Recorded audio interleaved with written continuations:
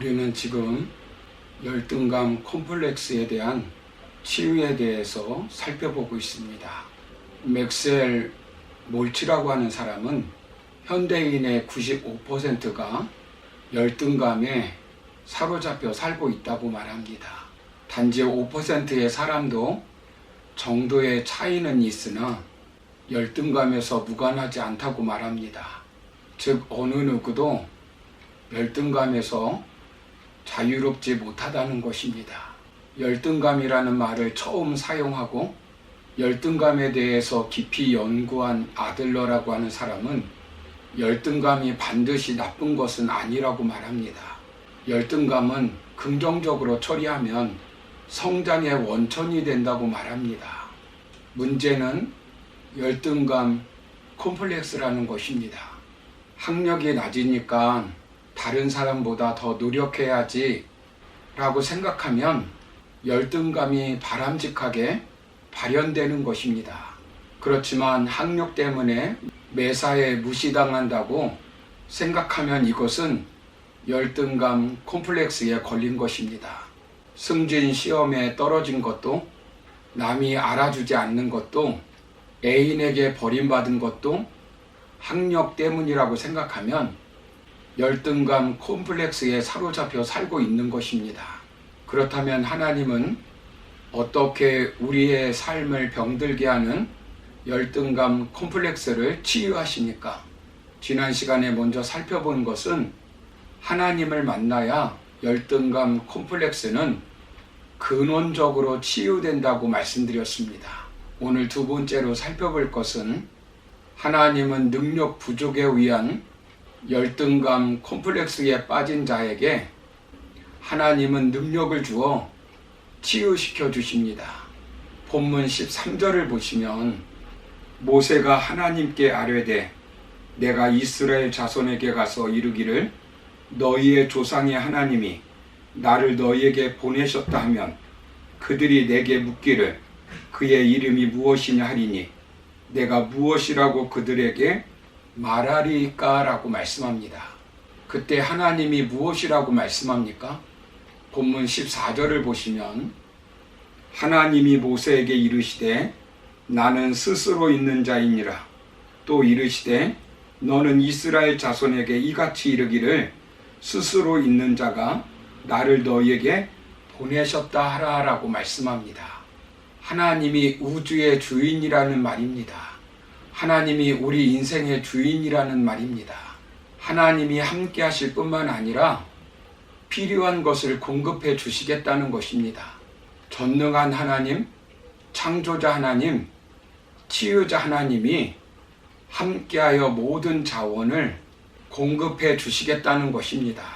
그리고 본문 15절을 보시면 하나님이 또 모세에게 이르시되 너는 이스라엘 자손에게 이같이 이르기를 너희 조상의 하나님 여호와 곧 하나님의 하나님 이삭의 하나님 야곱의 하나님께서 나를 너희에게 보내셨다 하라 라고 말씀합니다.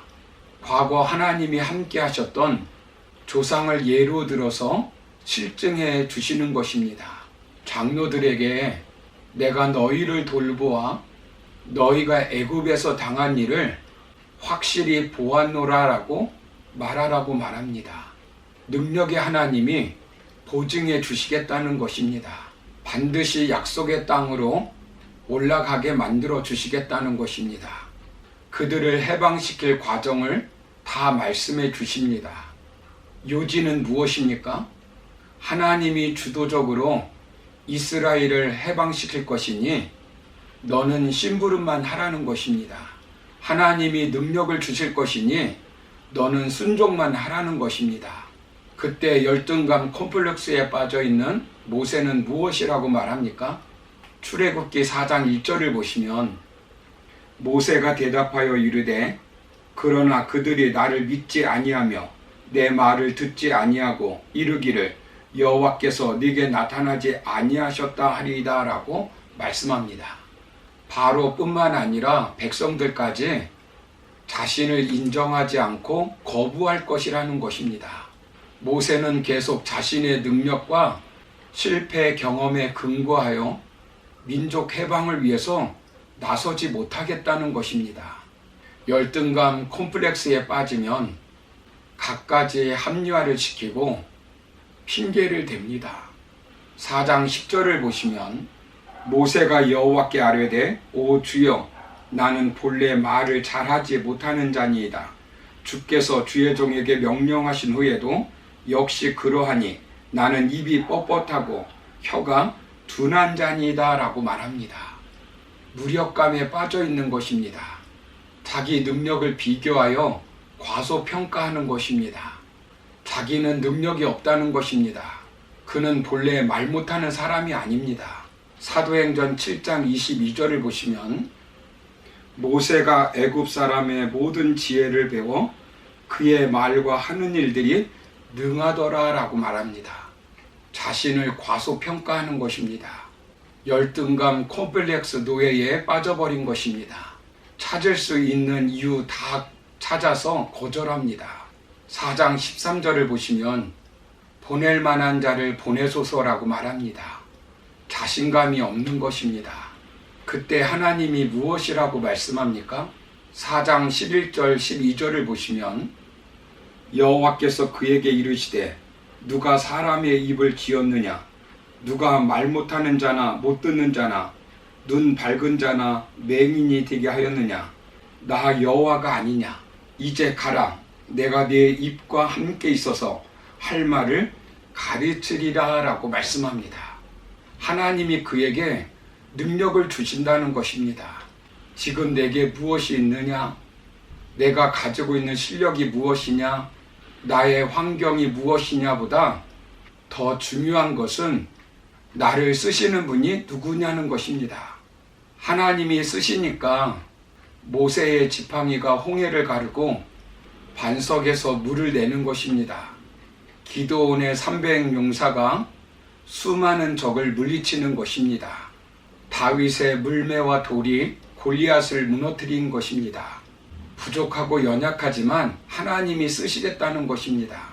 지금 나에게 능력이 없고 돈이 없다 할지라도 있는 것 하나님이 쓰시면 거기에서 오병이어의 기적이 일어나는 것입니다.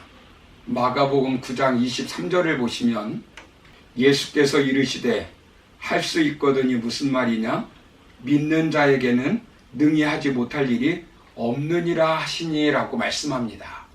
평생 질병이 있었고 외모가 변변치 못했으며 글은 잘 쓰는데 설교는 잘 못한다고 조롱받은 사도 바울은 빌립보서 4장 13절에서 이렇게 고백합니다.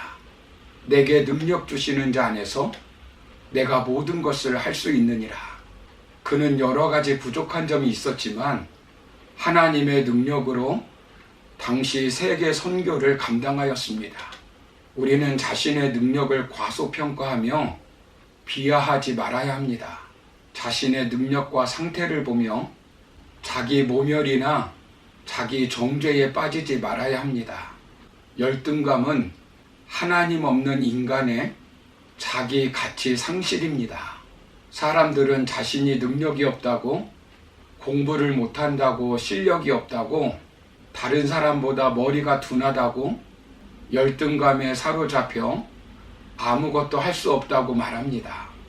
그렇지만 우리 하나님은 그래 너 능력 없어. 그건 내가 너보다 더 잘 알고 있어.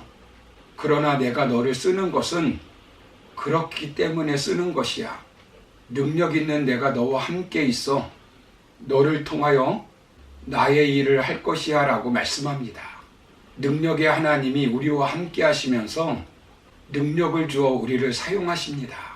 그러므로 열등감 콤플렉스에 사로잡혀 살지 마시고 능력 주어 치유시켜 주시는 하나님을 믿고 열등감 콤플렉스를 치유받아 이 땅에서 복된 삶을 살아가는 저와 여러분의 삶이 되기를 주님의 이름으로 축원합니다.